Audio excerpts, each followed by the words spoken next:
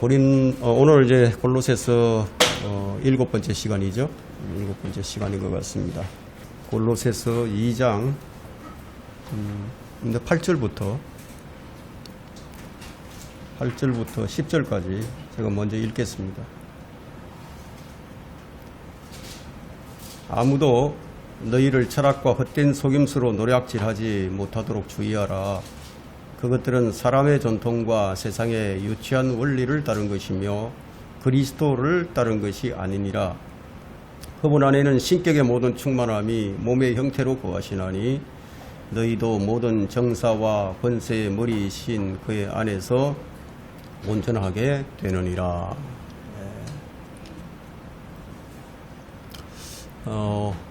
오늘은 우리가 이제 8절부터 10절을 읽었는데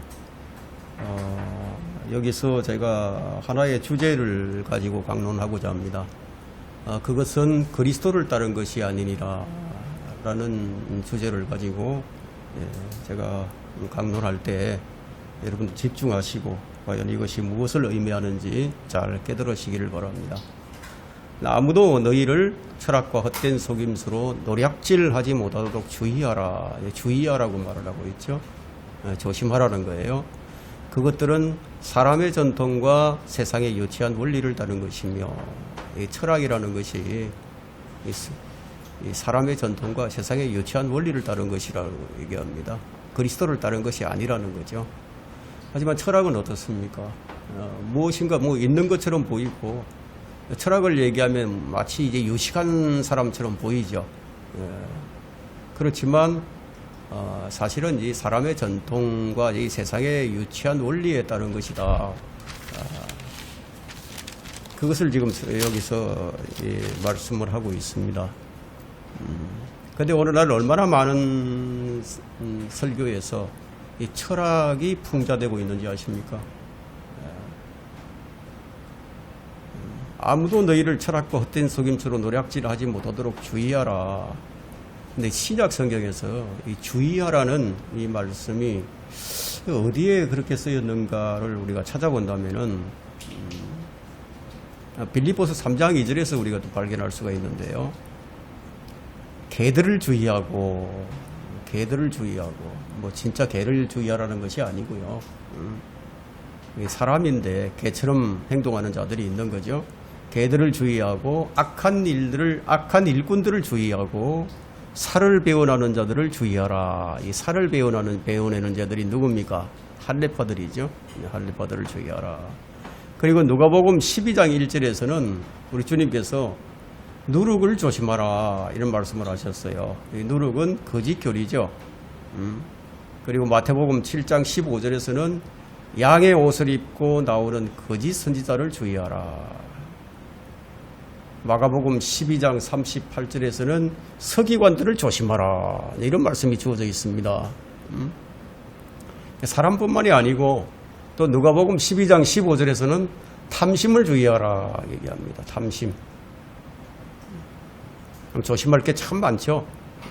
사도행전 13장 40절에서는 불신앙을 경고할 때도 그것을 주의하라는 말이 사용된 것을 우리가 찾아볼 수가 있습니다. 그러나 여기 본문에서는 철학과 헛된 속임수에 조심하라고 얘기합니다. 근데 사실 이제 이런 조심하라, 주의하라 이런 말씀은 신약 성경에서 귀가 따가울 정도로 많이 이제 사용되는 경고로서 주어지는 그런 이제 성령님의 명령이죠. 그런데도 설교에서 철학을 들먹거리는 목사들이 참 많이 있습니다. 누가 옳습니까? 성경이 옳습니까? 아니면 철학을 내세우는 목사들이 옳습니까? 성경은 분명히 철학, 헛된 속임수, 사람의 전통, 세상의 유치한 원리가 예수 그리스도와 관련되어 있지 않다는 것을 밝혀줍니다. 그것은 그리스도를 따르는 것이 아니라 그리스도를 따른 것이 아니다. 뭐 거듭났거나 거듭나지 못했거나 이 설교자들이 이 철학을 이 성경과 일치시키려고 하는, 성경적 기독교와 일치시키려고 하는 어떤 시도는요, 그건 효과를 낼 수가 없습니다.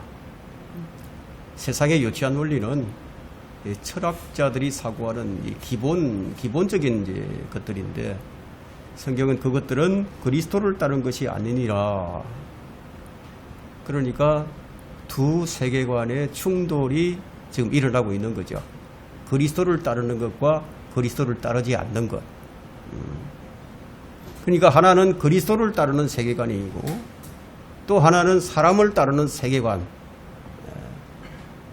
세계관이라고 하는 것은 가치 판단을 내리는 것인데, 그런데 어떤 결정을 내릴 때요, 뭐 이런 것들을 세계관이라고 얘기할 수가 있습니다. 그러니까 사람의 중심의 그 세계관이 있고, 또 하나님 중심의 세계관이 있다. 이 세계관이 지금 대립 구도를 이루고 있죠. 이 두 가치가 충돌을 하는 거예요. 하나님에게서 나온 것과 사람에게서 나온 것, 이 둘을 성경은 철저하게 구분합니다. 사람의 머리에서 나온 것들, 자, 이것들은 본문에서 철학, 사람의 전통, 세상의 유치한 원리라고 부릅니다. 먼저 우리가 철학에 대해서 좀 살펴보도록 하겠습니다. 이 철학이라는 말은 지혜를 사랑하는 자다, 그런 뜻이 있어요. 지혜를 사랑하는 자다. 그러니까 얼마나 듣기 좋게 보입니까? 아주 듣기 좋죠.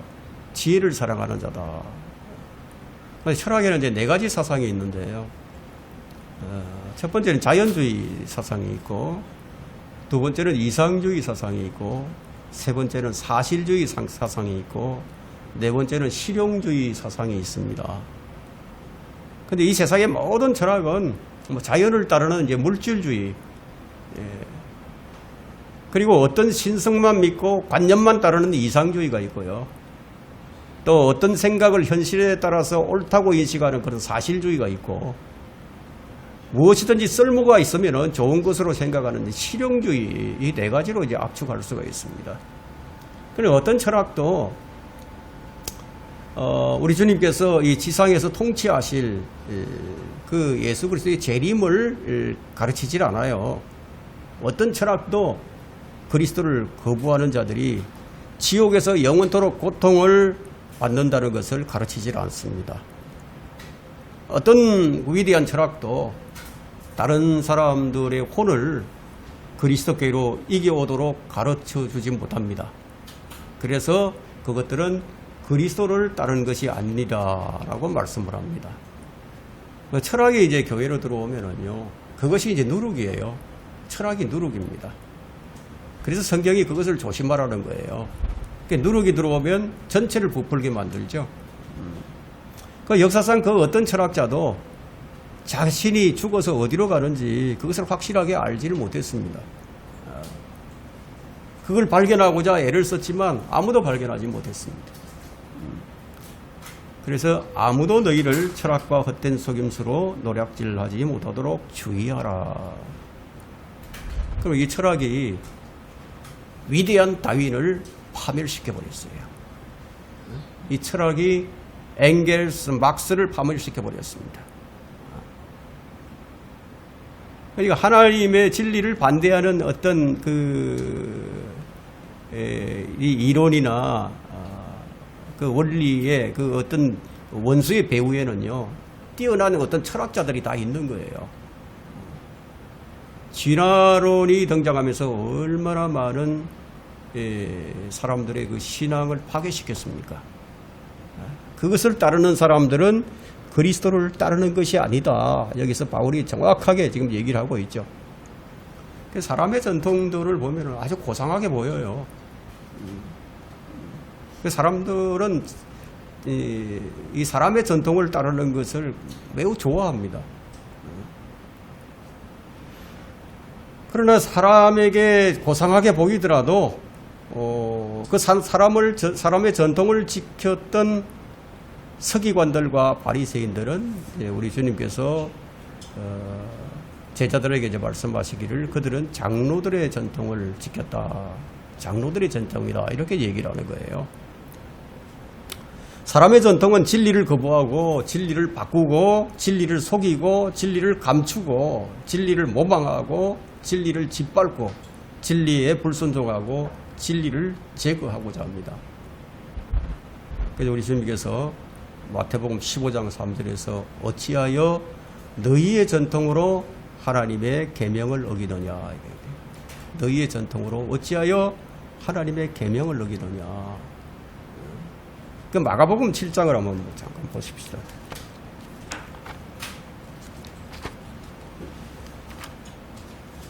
마가복음 7장.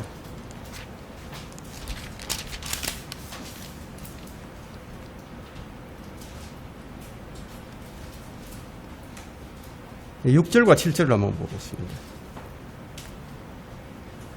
왜 그리스도를 따른 것이 아닌지 보도록 하겠습니다. 자, 6절. 주께서 그들에게 대답하여 말씀하시기를 너희 위선자들에 관하여 이사야가 잘 예언하여도다. 기록된 바와 같으니 이 백성이 입술로는 나를 공경하여도 그들의 마음은 내게서 멀도다. 그러면서도 사람들의 계명들을 교리들로 가르치니 그들이 나를 헛되이 경배하는도다. 8절에도 볼까요? 너희가 하나님의 계명을 버리고 사람의 전통을 지키니 단지와 잔을 물로 씻는 것과 이와 같은 여러 가지 다른 일을 자행하는도다 라고 하시니라.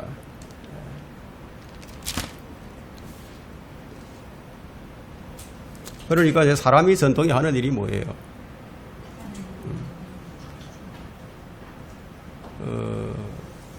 진리를 바꾸는 거죠. 자기에게 좀 해롭게 여겨지는 이런 진리를 완전히 바꾸는 거예요.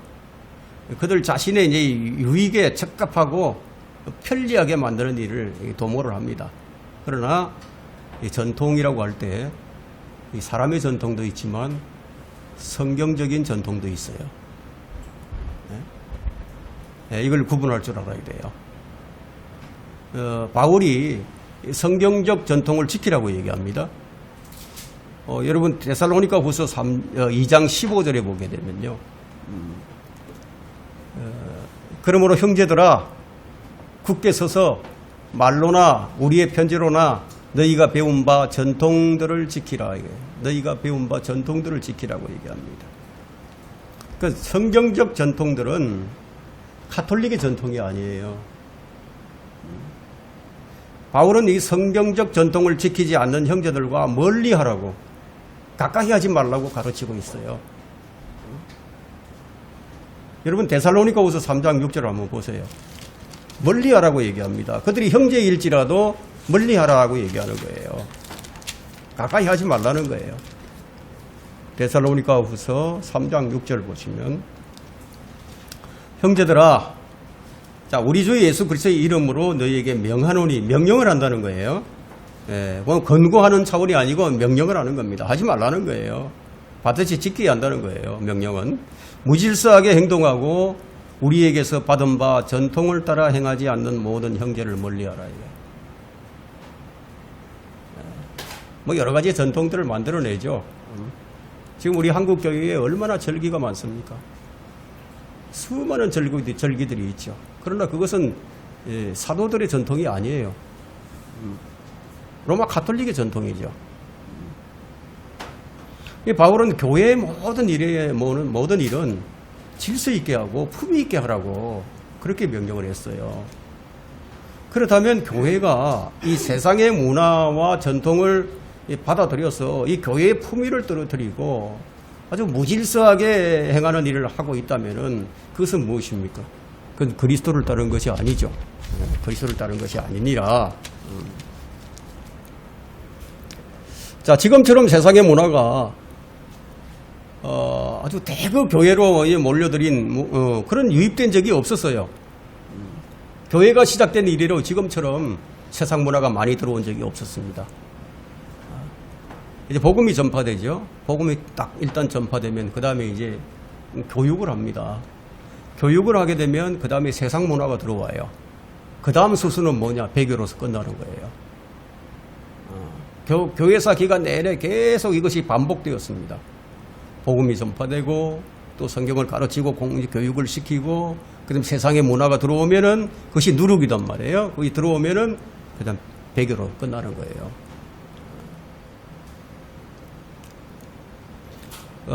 그래서 세상에 좋은 것들은 뭐 받아들이는 것이 좋은 게 아닌가.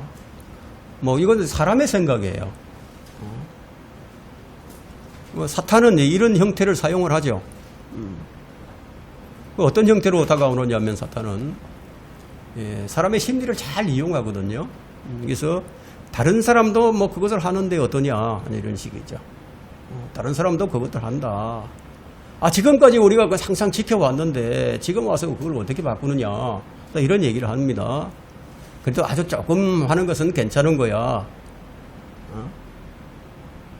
내 양심은 뭐 괴롭지 않은데 뭐 잠깐 하다 그만둘 거야. 그래도 먹고 살아야 하잖아. 모든 것은 다 우리가 보는 것에 따라서 좀 달려있는 거 아니냐. 사탄이 이런 것을 사용을 하는 거예요. 이것이 세상의 철학입니다. 이것이 사람의 전통이에요. 그런데 이런 것들은 세상에 속한 것이라고 얘기하고 있죠. 그런데 결국 교회에 유입되어서는 안 되는 것들이에요. 이게 왜 무서우냐면요. 이게 무서운 이유는 뭐냐? 사람이 기준이 될 수 있기 때문이에요. 이게 무슨 말씀이냐면은 사람의 결정이 기준이 될 수 있고 사람의 결정이 선을 만들 수 있고 악을 만들 수도 있다. 이렇게 되는 거죠. 이게 철학이에요. 그럼 누가 이런 것들을 따라가느냐 하면은 그들은 세상에 속하였으므로 세상에 관한 말들을 하나니 세상이 그들의 말을 듣느니라. 세상에 속한 사람들이 그 말을 듣고 그것을 따라간다는 거예요. 세상의 유치한 원리 중에 하나가 다른 모든 사람이 그렇게 하고 있다는 거예요. 그 민주주의도 여기서 나온 거죠.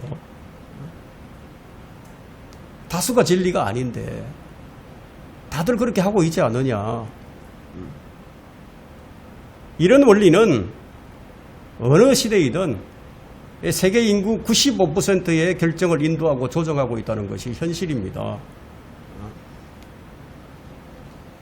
이 사실 이제 민주주의라고 하는 이 체제가 잘 포장되어 있죠. 그런데 이것이 거대한 악이 될 수도 있다는 거예요.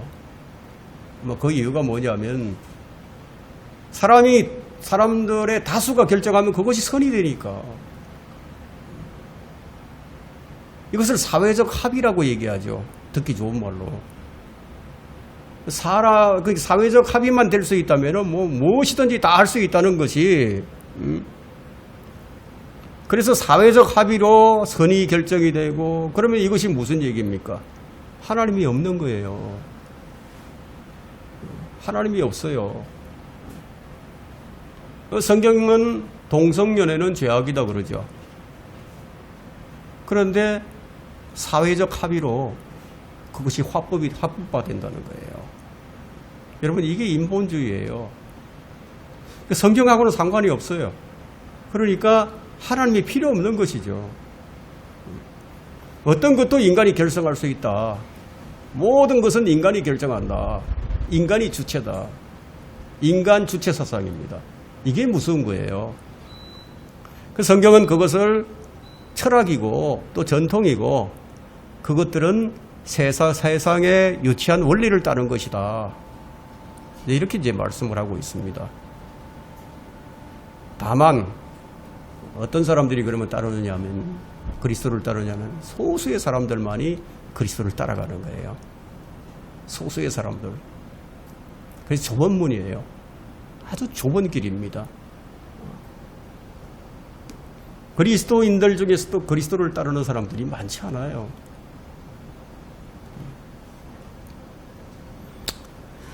헛철학이나 헛된 속임수, 사람의 전통, 세상의 유치한 원리가 그리스도와 관련이 없다는 겁니다. 그러나 사람들은 철학을 성경적 기독교와 일치시키려고 하는 거예요. 그렇게 기도를 계속하는 거예요. 결코 그리스도와 일치시킬 수 없는 것들인데 계속 일치시키려고 시도를 하고 있다. 근데 바울은 경고를 하죠. 고린도전서 2장에서. 어떤 경고를 하느냐. 아주 인간의 지혜와 하나님의 지혜를 철저하게 구분시켜 버립니다. 이게 대조해서 설명을 해줍니다. 하나님의 증거들을 말할 때도 설교를 할 때도 바울은 인간의 지혜의 말로 하지 말라고 경고를 합니다. 그러면 왜 이게 무서우냐면 그 믿음이 잘못될 수도 있기 때문이에요. 사람에게서 나온 믿음이 있고 하나님에게서 나온 믿음이 있어요. 사실 우리는 이 믿음을 두 가지로 분류를 하고 있죠. 인간의 지혜에 근거한 믿음이 있고 하나님의 지혜에 근거한 믿음이 있어요. 바울은 이것 때문에 자신의 말과 설교에 있어서 매우 아주 조심하고 또 주의를 기울였던 것을 이제 볼 수가 있습니다. 여러분 고린도전서 2장 1절 한번 보세요. 고린도전서 2장 1절입니다. 자, 고린도전서 2장 1절 보세요. 형제들아, 내가 너희에게 와서 하나님의 증거를 전할 때 말과 지혜의 탁월함으로 하지 아니하였노라. 그리고 4절 5절을 봅니다. 또 내 말과 내 설교를 설득력 있는 인간의 지혜의 말로 하지 않고 성령과 능력을 나타내므로 하였으니 이는 너희의 믿음이 인간의 지혜에 있게 하지 아니하고 하나님의 능력에 있게 하려 함이라. 자, 바로 이런 것이 사람의 머리에서 나오는 것을 따라가는 것을 인본주의라는 거예요. 인본주의. 그러니까 인간이 결정할 사안이 아닌데 그건 인간이 결정을 하는 거예요. 자, 이게 선과 악의 지식에서 나무에서 나온 결과예요. 결과물. 이게 오늘 이제 본문 18절과 23절에서 구체적으로 설명을 해주는데 이게 다 뭐냐 하면은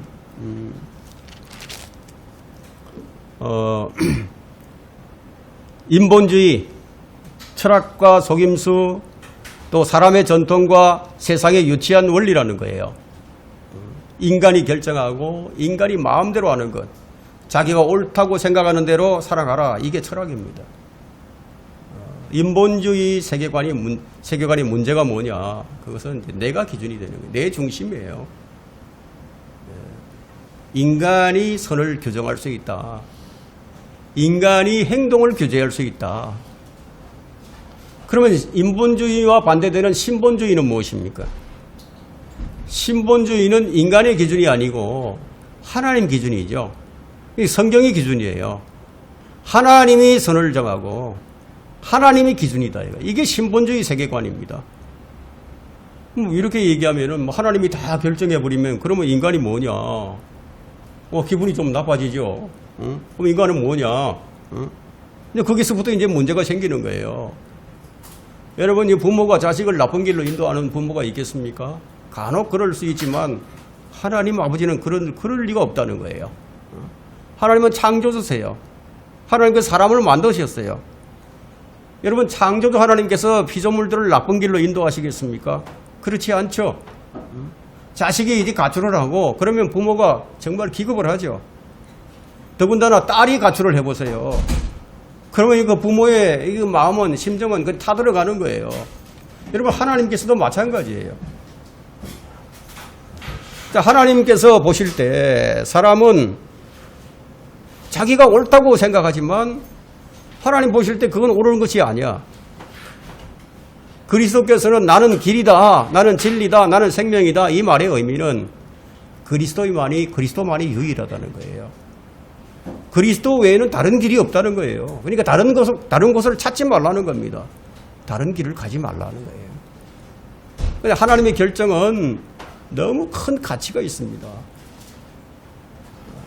하나님께서 세상을 이처럼 사랑하셔서 그의 독생자를 주셨으니 이런 사랑과 희생이죠. 이런 사랑을 하나님께서 결정을 하셨어요. 왜 그렇게 결정하셨습니까? 하나님께서 우리를 진리의 길로, 생명의 길로 이끄시려고. 그런데 인간은 이 길을 마다하는 거예요. 이 길을 마다하고 자기의 길을 가는 거예요. 이런 인간의 결정이 뭐다? 여기서 그리스도를 따르는 것이 아니다. 가장 큰 가치가 무엇입니까? 하나님의 사랑이에요. 그럼 그 사랑은 어디서 나오는 것이냐면 그리스도의 희생에서 나온 사랑이에요. 그리스도의 희생이 없이는 우리 절대로 구원을 못 받아요. 그러면 우리의 가장 큰 가치는 뭐냐? 그럼 그리스도를 따라가는 거죠. 그럼 어떻게 하는 것이 그리스도를 따르는 것이냐? 여기엔 사랑에서 나오는 희생이 필요합니다. 그냥 쉽게 이게 따라가는 게 아니에요. 그게 누가복음 9장 23절에 나와 있죠. 누구든지 나를 따라오려거든 자기를 부인하고 날마다 자기 십자가를 지고 나를 따르라. 그러면 이 길에 반대되는 길을 걷게 만드는 것이 뭐냐? 그 인본주의 철학이라는 거예요. 근데 하나님 중심이 아니면 여러분 그리스도를 따를 수 없습니다. 하나님의 중심이 아니면은 우리가 아무리 그리스도를 따른다 해도 하나님께서 안 받아주시는, 인정 안 해주신다 이거예요. 그러니까 우리가 거듭났다는 것은 사람 중심에서 하나님 중심으로 나갈 수 있는 그런 어떤 시발점이 된 거예요. 정치인들이 하는 말을 한번 들어보세요. 사람이 먼저죠. 사람이 먼저다. 여러분 하나님이 먼저다라고 그 말을 하는 정치인들을 본 적이 있으십니까? 아마 없을 거예요. 그럼 이런 인본주의 사상이 우리를 노략질한다는 거예요. 노략질한다. 그래서 성경이 지금 조심하라, 주의하라. 그렇게 이제 말씀합니다. 자, 9절 봅니다. 골로새서 2장 9절에 그분 안에는 신격의 모든 충만함이 몸의 형태로 거하시나니. 이건 진리입니다. 이건 과거에도 그러했고 현재도 진리고 신격의 모든 충만함. 그럼 삼위일체 하나님의 모든 신격의 충만함이 그리스도 안에서 몸의 형태로 거하셨다. 몸의 형태로. 땅에서는 사람으로 거하셨고요. 이제는 영적인 몸 안에 거하고 계십니다. 그럼 몸의 형태로 거하시는 신격의 충만함에 대한 성경 구절들은 요한복음 이제 1장 14절에 보게 되면 그 말씀이 육신되어 우리 가운데 거하심으로, 이건 초림 때 그렇게 거하셨죠. 이제 우리가 그의 영광을 보니 아버지의 독생자와의 영광으로 은혜와 진리가 충만하더라. 그리고 요한 1서 1장 18절에는 아무도 어느 때나 하나님을 본 사람은 없지만 아버지의 품 안에 계신 독생자가 그가 하나님을 분명히 밝히셨느니라. 그리고 요한복음 14장 10절에는 너는 내가 아버지 안에 있고 또 아버지께서 내 안에 계시는 것을 믿지 아니하느냐. 자, 이게 지금 이제 신격의 모든 충만함의 몸의 형태로 거한다는 것에 대한 설명입니다. 디모데전서 3장 16절은 여러분들이 잘 아시는 이제 성경 구절인데 경건의 신비는 논쟁의 여지 없이 위대하도다. 하나님께서는 그가 이게 아니고 하나님께서는 육신으로 나타나셨고 성령으로 어렵게 되셨으며 천사들에게 보이셨고 이방인들에게 전파되셨으며 세상에서 믿음 받으셨고 영광 가운데 들려 올라가셨느니라. 이것이 경건의 신비인데 이건 논쟁거리가 아니란 얘기예요. 논쟁거리가 아니다. 사람이 논쟁할 수 있는 문제가 아니다는 거예요. 신비로운 거예요. 근데 그렇게 몸의 형태로 거하셨던 그분께서 지금 이제는 어디에 영적인 몸 안에 지금 거하고 계신다. 그 신격의 충만함이 구원받은 우리들 안에 계신다는 거예요. 그래서 골로새서 1장 27절에서는 지난 시간에 우리가 배웠죠. 이 신비는 너희 안에 계신 그리스도시요 곧 영광의 소망이라. 그리스도가 우리 안에 거하신다 이거야. 영광의 소망이 우리 안에 거하신다. 이거 신비라는 거죠. 그러니까 나는 죽고 그리스도가 내 안에 사신다. 이해가 되십니까? 나는 죽고 그리스도가 내 안에 사신다. 예수님을 사랑하는 사람은 무엇으로 살아가지요? 예수님으로 살아가는 거다. 예수님으로 살아간다. 그리스도로 살아간다. 이게. 그 나는 아무것도 아닌 거죠. 그분이 내 안에서 역사하신다. 이게. 그게 우리 지난 시간에 보았던 그 골로새서 1장 29절에서 자, 이를 위하여 나도 내 속에서 능력으로 역사하시는 그분의 역사를 따라 수고하며 애써노라. 그분의 역사를 따라서 수고하고 애를 쓰면서 그분의 가치를 더 높이고요. 직장에서도 가정에서도 교회에서도 그분의 가치를 더 높이고요. 나와 만나는, 나와 접하는 모든 사람에게 그분의 가치를 더 높이는 일을 해나가는 거예요. 누구도 하찮게 여기지 못할 정도로 가치 있는 삶을 살아가는 거예요. 우리는 그리스도 안에서만 온전하게 될 수가 있습니다. 이렇게 살라는 거예요. 이렇게 사는 게 이제 그리스도를 따르는 것이고, 그리스도를 따르는 게 최고의 가치가 되고, 이렇게 하시려고 그분이 지금 어디에 계시느냐? 우리 안에 거하신다. 우리 안에 거하시면서 역사를 하고 계신다는 거예요. 자, 9절과 10절을 한번 다시 봅니다. 그분 안에는 신격의 모든 충만함이 몸의 형태로 거하시나니 너희도 모든 정사와 권세의 머리이신 그의 안에서 온전하게 되느니라. 이 그리스도를 따른다. 그리스도를 따른다는 것은 신격의 모든 충만함이 그 충만함으로 계시는 그분이 지금 영으로 우리 안에 계신다. 이게 핵심이에요. 그 무엇을 위해서 이렇게 하셨느냐, 이게. 왜 그분이 그렇게 하셨느냐? 하나됨을 위해서라고 얘기합니다. 하나됨. 일치시키는 거예요. 그것을 요한복음 17장을 한번 펼쳐보세요. 거기서 한번 확인해 보겠습니다. 요한복음 17장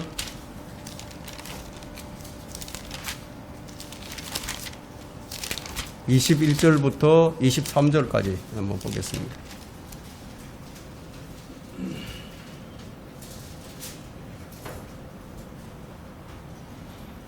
자, 이는 그들 모두가 하나 되게 함이오니 아버지시여 아버지께서 내 안에 계시고 내가 아버지 안에 있는 것 같이 그들도 우리 안에서 하나가 되게 하여서 세상으로 하여금 아버지께서 나를 보내신 것을 믿게 하여 주옵소서.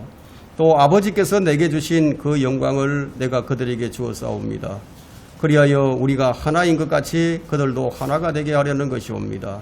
내가 그들 안에 또 아버지께서 내 안에 계시면 그들을 하나로 온전하게 하셔서 아버지께서 나를 보내신 것과 나를 사랑하신 것처럼 그들을 사랑하신 것을 세상으로 알게 하려 함이니이다. 자, 이 구절들은 무엇으로 온전하게 되는가를 설명해 주고 있죠. 그래서 너희도 모든 정사와 권세의 머리이신 그의 안에서 온전하게 되느니라. 너희도 그의 안에서 온전하게 되느니라. 골로새서 또 2장 3절에서는 뭐라고 얘기합니까? 그의 안에는 모든 지혜와 지식의 보화가 감춰져 있느니라. 지혜와 지식의 길에서 여러분이 필요한 모든 것은 어디서 발견되느냐? 그분 안에서 발견되는 거다. 뭐 철학이나 사람의 전통에서 발견되는 것이 아니라는 겁니다. 이것이 본문이 가르치고 있는 바입니다. 지혜와 지식을 성경이 아닌 철학과 사람의 전통과 세상의 유치한 원리로부터 얻는 것으로 기대를 하고 있다면은 참으로 이제 어리석은 자이죠.